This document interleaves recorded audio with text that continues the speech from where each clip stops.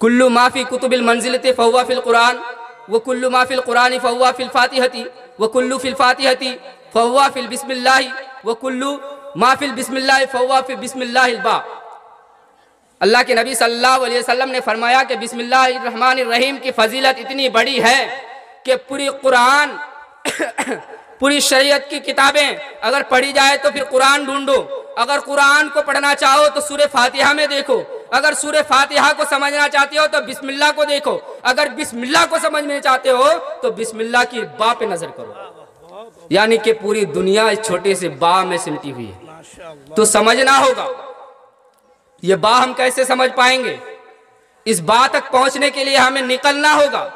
कहाँ? जमात में नहीं, अपने बच्चों को मदरसे में लगाएं, मकातिब में लगाएं, उनको इल्म के चराग से रोशनास करें। उनके अंदर इल्म कैसे आएगा उस चीज का उसका रहनुमाई करना है, उसका रहनुमाई करना है। प्यारे नबी सल्लल्लाहु अलैहि वसल्लम ने फरमाया इन्नल मुअल्लिम इज़ क़ाल लिस्सबी क़ुल बिस्मिल्लाहिर्रहमानिर्रहीम फ़क़ाल अस्सबी बिस्मिल्लाहिर्रहमानिर्रहीम कतबल्लाहु बरअतन लिलमुअल्लिम व अबवैहि लिस्सबी।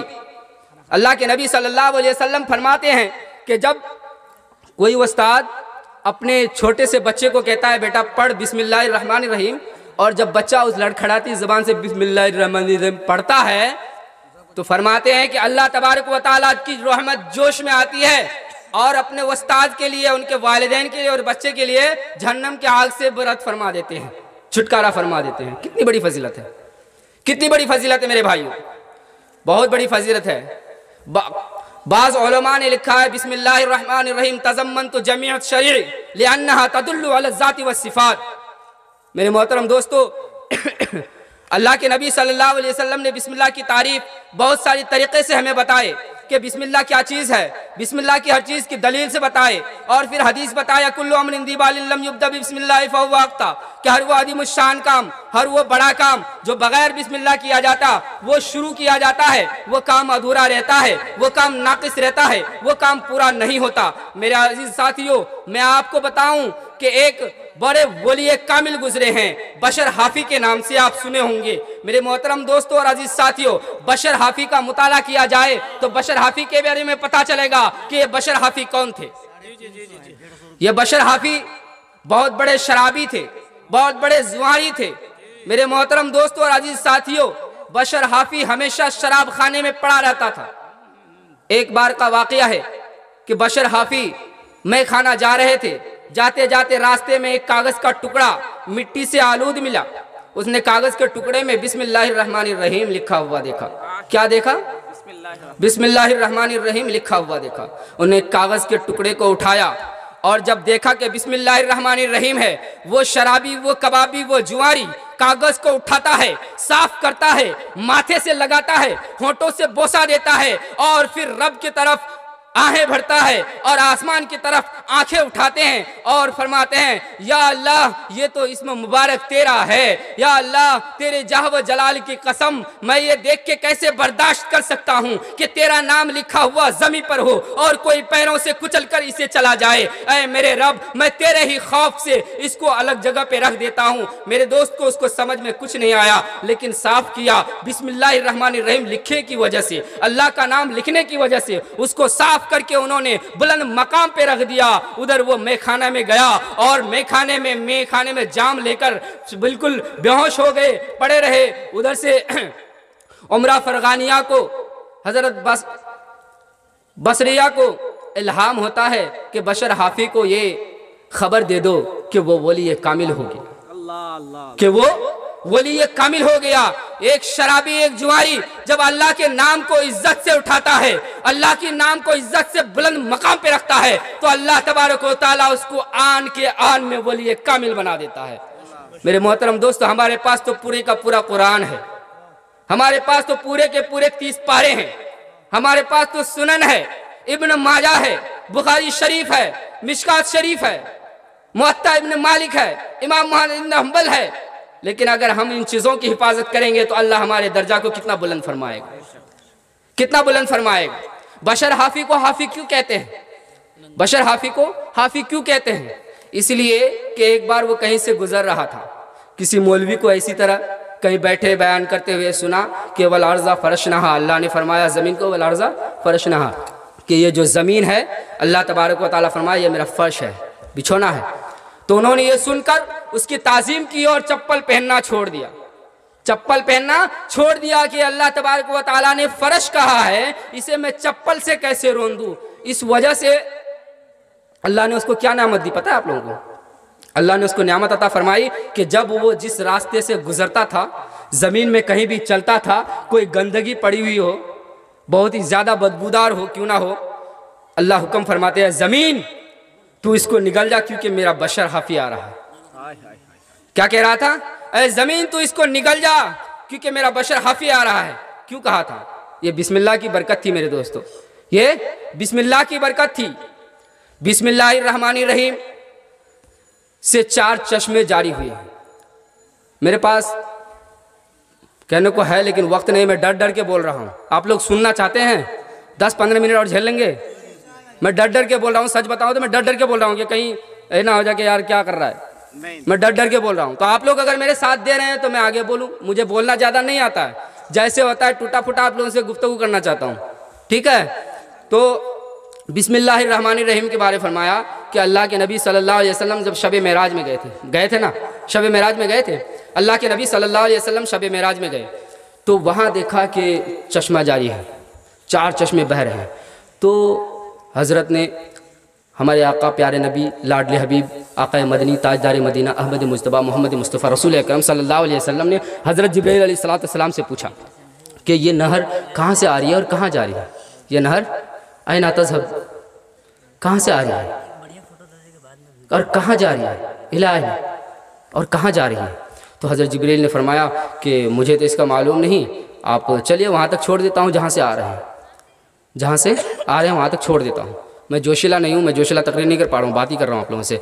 तो वहाँ ले जाके जब हज़रत जिब्रील छोड़ दिए तो वहाँ एक क़ुबा बना हुआ था, कमरा। तो वहाँ गए और वहाँ जाके हज़रत मोहम्मद मुस्तफ़ा सल्लल्लाहु अलैहि वसल्लम इंतज़ार करें कि क्या करूँ, कहाँ से क्या आ रहा है। तो एक फ़रिश्ते आए और जिब्राइल ने अल्लाह के नबी सल्लल्लाहु अलैहि वसल्लम से फरमाया है प्यारे नबी आप अल्लाह से दरख्वास्त कीजिए, अल्लाह तो आपके सवाल को रद्द नहीं करेगा। आप पूछिए ना अल्लाह से कि या अल्लाह मुझे इस क़ुबा का दीदार करा दीजिए, या अल्लाह ये जो 4 चश्मा जारी है मुझे दिखा दीजिए कहाँ से आ रहा है। आप अगर कहेंगे तो अल्लाह तो आपको ज़रूर दिखाएगा। आप लोग है ना भाई, अगर अपनी कोई महबूब हो उसको हम कितना मानते हैं, अगर अल्लाह के हबीब मोहम्मद रसूलुल्लाह सल्लल्लाहु अलैहि वसल्लम तो अल्लाह क्यों नहीं मानेंगे। हज़रत जिब्रील कहते हैं कि आप अल्लाह से सवाल कीजिए।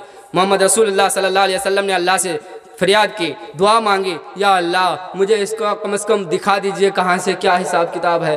तो एक फ़रिश्ता आए, फ़रिश्ता आके बोले मोहम्मद आप आंखें बंद करें। क्या कहा?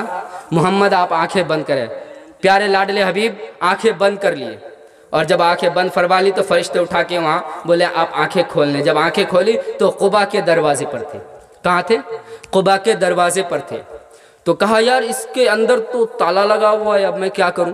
तो फरिश्ता कह रहा है कि ए प्यारे मोहम्मद सल्लल्लाहु अलैहि वसल्लम मुझे यहाँ तक हुक्म था कि आपको लाके छोड़ दूं और अंदर जाने की मुझे इजाज़त नहीं है, मैं कैसे जाऊं? लेकिन इसकी चाबी आपके पास है। क्या है? इसकी चाबी आपके पास है। प्यारे नबी सल्लल्लाहु अलैहि वसल्लम सोचे कि यार मेरे पास तो कोई चाबी नहीं, कैसी बात करें, मेरे पास कोई चाबी नहीं है। तो कहा इसकी चाबी बिस्मिल्लाहिर्रहमानिर्रहीम है, इसकी चाबी बिस्मिल्लाहिर्रहमानिर्रहीम है। अल्लाह के नबी प्यारे लाडले हबीब आकाए मदनी ताजदार मदीना अहमद मुज्तबा मोहम्मद मुस्तफ़ा रसूल अकरम सल्लल्लाहु अलैहि वसल्लम जब बिस्मिल्लाह पढ़े ताला के करीब होकर तो ताला खुल गया, क़ुबा खुल गया। अंदर जाके देखा कि क़ुबा के 4 पाए हैं और 4 पाए से 4 नहरें जारी हैं। 4 पाए हैं और 4 पाए से 4 नहरें जारी हैं। कुरान में बहुत अच्छे अंदाज में अल्लाह तबारक व तआला ने फरमाया अनहारुम फ़ीहा मिन माइन आसिन गैर आसिन, कि इसमें एक ऐसा मज़ेदार पानी है जो कभी सड़ता नहीं है। इसमें एक ऐसा मज़ेदार पानी है जो कभी सड़ता नहीं है। फिर फरमाया वनहारुम फ़ीहा मिन लबनिन लम यतग़य्यर तामहु, इसमें से एक दूध की नहर ऐसी है कि दूध बहता रहता है, दूध का मज़ा ख़राब कभी नहीं होता, दूध का मज़ा कभी ख़राब नहीं होता। फिर फरमाया वनहारुम फ़ीहा मिन ख़मरिन लज़्ज़तिन लिश्शारिबीन, इसमें एक ऐसे बहने वाली दरिया है जिसमें सिर्फ शराब बहती है, जिसमें सिर्फ शराब पीती है, और वो शराब ऐसी है लज़्ज़तिल लिश्शारिबीन, पीने वालों की मज़ा ही मज़ा है, बहुत ही मज़ा है, पीते जाएगा नशा नहीं होगा और थकेगा भी नहीं।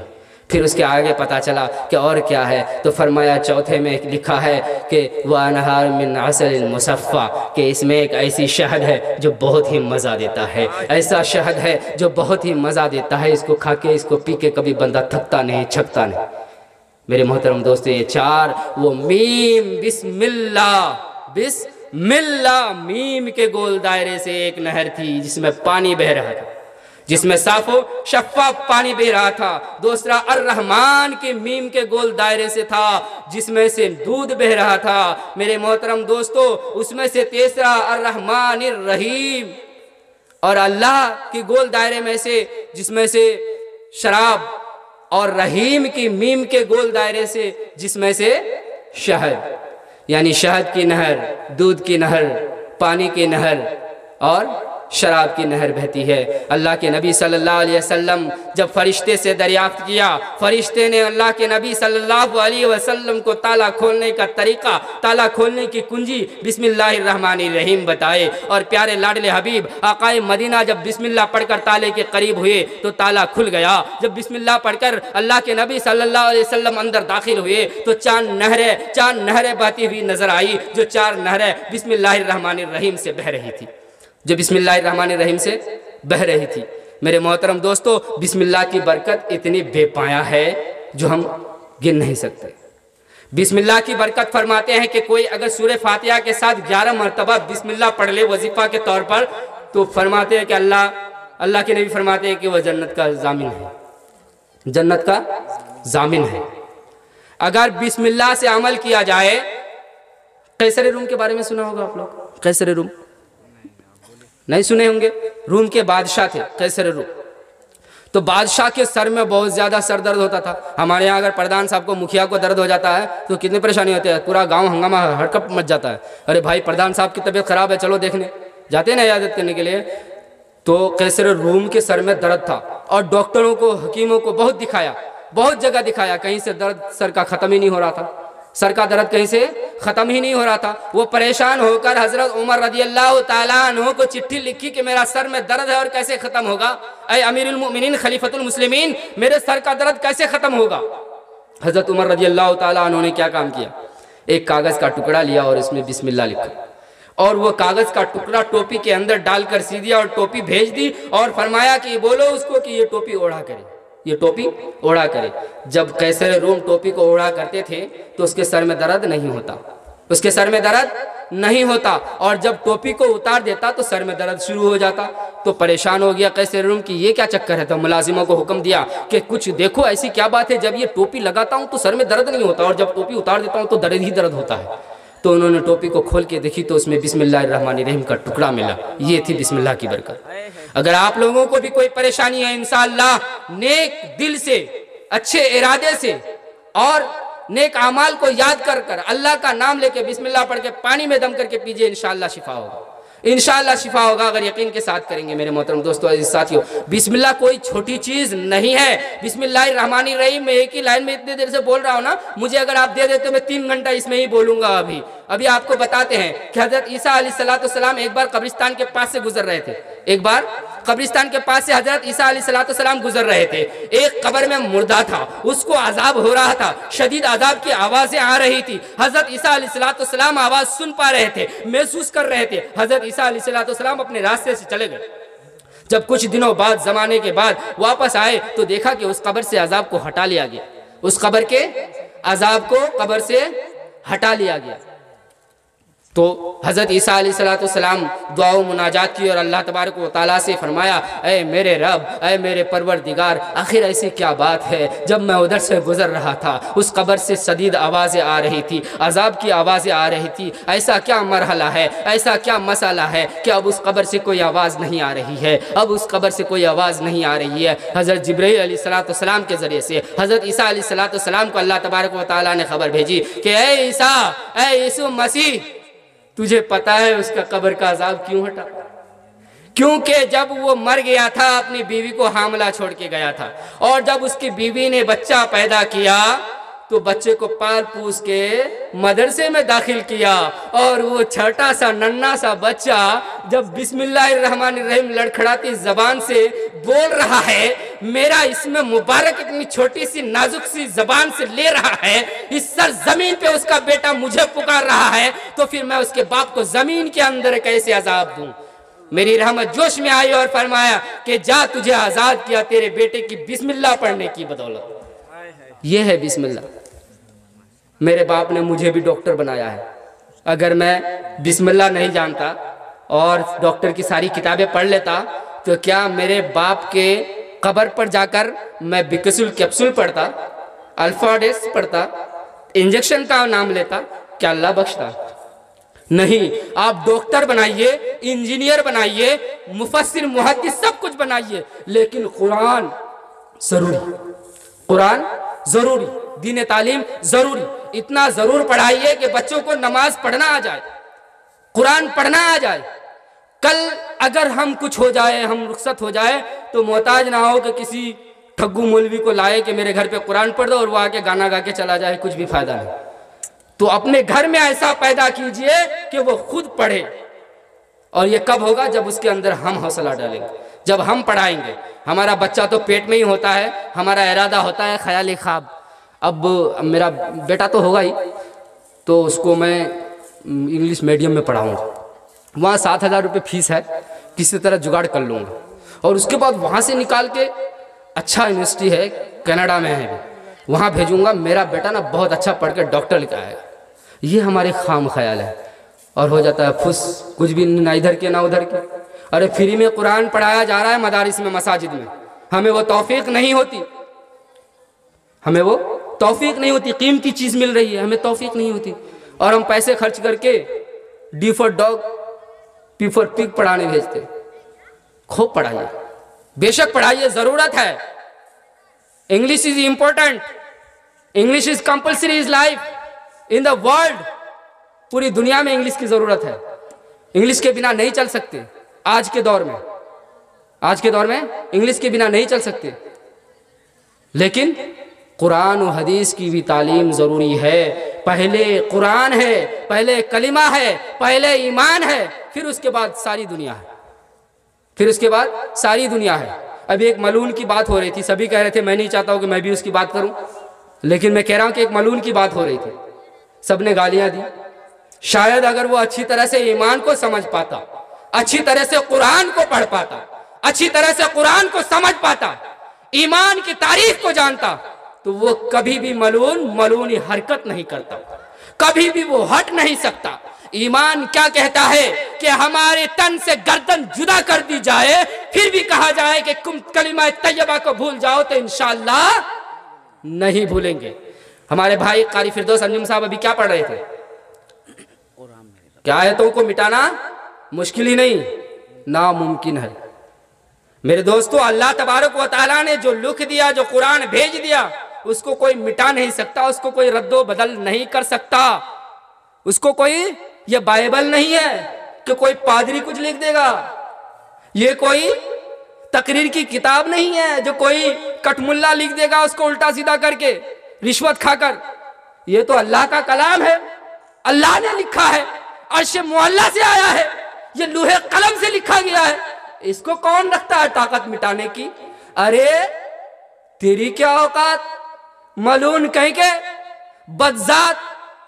तुझे तो तेरे माँ बाप भी पैदा करके पछता रहे होंगे कि साला कैसी औलाद नस्ल में आ गई, पूरे मुसलमान को बदनाम कर दिया। गधा, एक नंबर का गधा चीटर नजर आता है। अरे खुद की रोटी सेक, रोटी सेक ना भाई, खूब रोटी सेक। किसी धर्म को बर्बाद करके, धर्म परिवर्तन करके, साला तो शुरू से ही नहीं था, कभी तेरे दिल में ईमान ही नहीं था, इतने दिनों से तू साजिश के तौर पे अंदर था। अल्लाह ने बेहतर किया कि आज तू जुदा हो गया और खुल्लम खुल्ला दुश्मन बन गया। यह अल्लाह का करम है। मेरे दोस्तों, अगर इसी चीज को हम समझेंगे तो कैसे? अगर हमारे बच्चे पढ़ेंगे ही नहीं तो उस मलून को समझ पाएंगे? उस मलून के जैसे पता नहीं कितनी साजिशें हैं, समझ पाएंगे? आजकल की सियासत घर घर में है, रंग बिरंग के सांप पले हैं मरकज के दरबारों में, रंग बिरंग के सांप पले हैं मरकज के दरबारों में। ये जहर उगलते फिरते हैं, कभी बस्ती और कभी बाजारों में। ये है सियासतगिरी मेरे दोस्तों, इनसे बचिए। हमें ईमान को बचाना है, हमें ईमान के हिसाब से चलना है, हमें कुरान और हदीस के हिसाब से चलना है। हदीस क्या फरमाते हैं कि जिसने कुरान को पढ़ा या पढ़ाया बेहतर वही है। फरमाते हैं ना, खैरुकुम मन तअल्लमल कुरान व अल्लमहु, जिस किसी ने भी कुरान को सीखा और सिखाया बेहतर वही है। तुम में से बेहतर वो शख्स है जिसने कुरान को पढ़ा और सिखाया, पढ़ाया। तो हम इस पर अमल करेंगे इंशाअल्लाह। टाइम कितना है? हम इस पर अमल करेंगे इंशाअल्लाह। अब वक्त 1:45 हो चुका है, आप लोगों की सुस्ती छा रही होगी। मैं अपनी बातों को ख़त्म करने के लिए जा रहा हूँ, ख़त्म कर नहीं रहा हूँ। 2-3 मिनट और बोल रहा हूँ, आप लोग झेल लीजिए। मेरी माँ बहन इधर ध्यान दीजिए प्लीज़। सिर्फ आप लोगों से रिक्वेस्ट है कि मोर पीती 5 मिनट, 5 से 7, 10 मिनट ले लें आप 10 मिनट ले लें, ठीक है? लेंगे आप लोग 10 मिनट दे दीजिए।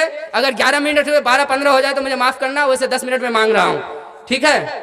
देखिए सब बातें तो हो गई शॉर्टकट में। अभी हमारा जो मुआशरा है, आपको सच बताएं तो मैं अल्हम्दुलिल्लाह एक अच्छा मदरसा से आलिम पास हुआ हूँ अल्हम्दुलिल्लाह, और अच्छे स्कूल कॉलेज से भी पढ़ा हूँ अल्हम्दुलिल्लाह। और मेडिकल में मैंने डेंटल हाइजीनिस्ट पास किया है भोजिया डेंटल कॉलेज HP से अल्हम्दुलिल्लाह, इंटरनेशनल कॉलेज है। तो मेरे रिश्तेदार लोग हैं, कोई कोई कहता है फला जगह से तेरा रिश्ता आ रहा है और स्कॉर्पियो देगा। क्या देगा? स्कॉर्पियो देगा।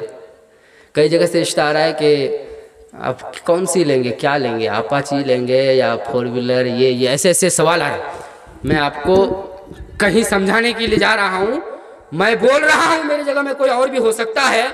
ऐसे ऐसे सवालात आ रहे हैं, तो मेरे ख्याल क्या होना चाहिए, मेरे ख्याल क्या होना चाहिए? अगर हम सच्चे मुसलमान हैं, अल्लाह के नबी की वारिस हैं, अल्लाह के नबी की उम्मती हैं, तो हमें किस चीज़ को देखना होगा? किस चीज़ को? आजकल जो है बयान मैं तो बहुत करता ही नहीं, बयान भी आजकल बहुत तरह के होते हैं। मार्केटिंग। सच बताऊं तो आजकल हर चीज़ में मार्केटिंग है। जिस तरह ये मार्केट में मलून आया है, इस तरह मार्केट में हर कुछ चल रहा है आजकल। तो ये शादी ब्याह भी एक मार्केट है, बाजार है। मेरे घर बेटी है, थोड़ी काली है, थोड़ी सावली है, थोड़ी पढ़ी लिखी नहीं है, तो कोई अच्छा लड़का लाओ ना, मैं वो स्कॉर्पियो दे दूंगा, चाहे मेरे ऊपर 10-20 लाख का कर्ज चढ़ जाए, कोई बात नहीं, जिंदगी भर अदा करता रहूंगा, नहीं करूंगा तो कर्जदार होकर मर जाऊंगा। यही होता है हमारी माँ बहनों का हौसला, यही होता है। मोर भटकती जानिस 40,000 টাকা महीना कमा जाए, बेंगलोर टाइलर काम कर, टाइलर इला उला काम नहीं कर, फन्नाहन काम कर, दावार दुकान होते 50,000 টাকা महीना कमा से आर्मी वैसे दे दूँ किसे उठार नंगटा और बेटे कानून में इला हमारा माँ बहन को। अगर हमरा कारल इसे लुआर लालच रखी तो उड़ा हमाको सोचवा होगा कि तो हमारा तो बेटी बहन है, हमरा द्वार कतहन औकात रखी, हमरा द्वार कतहन औकात रखी।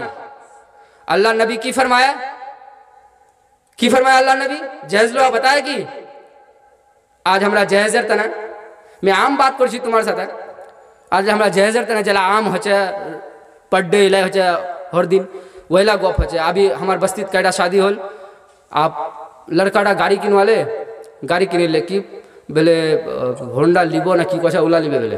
अच्छा ठीक है, बेचारा मजदूर आदमी है, एक दिन काम करके शाम तक बच्चों को लेके खाना पीना भारी पड़ जाता है। वो बंदा जब बेटी की शादी करनी पड़ी तो परेशान हो गया, पता नहीं कैसे कैसे कहाँ से सूद ब्याज करके अरे गधे जब नहीं औकात है क्यों कर रहे हो। लोगों को भी खाना खिलाने का इंतज़ाम किया पूरा, उसके बाद दहेज के लिए गाड़ी गुड़ी सब कुछ ली, और जब गाड़ी लेके आ गया 4-5 दिन चला भी लिया, उस गाड़ी को लेके दावत वत हर जगह कर दी। उसके बाद लड़का जब दूल्हा बन के आने वाला है, क्या कह रहा है कि मैं तो बारात लेके तभी जाऊँगा जब अपाची खड़ी होगी। क्या होगा? मैं बारात लेके तभी जाऊँगा जब अपाची खड़ी होगी।